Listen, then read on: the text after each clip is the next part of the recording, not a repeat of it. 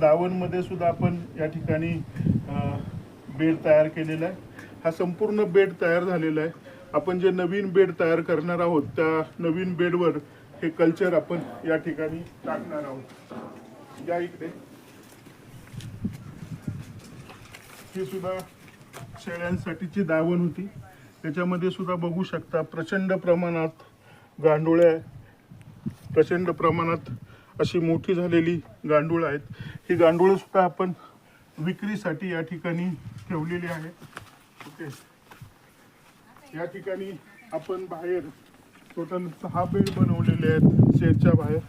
ही पूर्वी शेळ्यांसाठीची मोकळी जागा होती। या ठिकाणी आपण 6 बेड बनवलेले आहेत।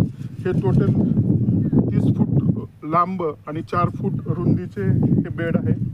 त्याच्यामध्ये सुद्धा आपण हे टाकलेलं आहे।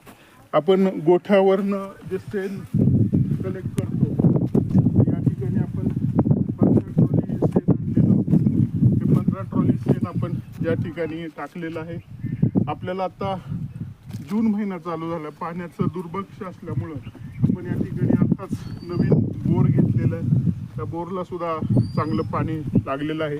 या ठिकाणी तुम्ही बघू शकता की ही चाळणी यंत्र आहे। त्या चाळणीमध्ये आपण हे खत चाळून घेतो।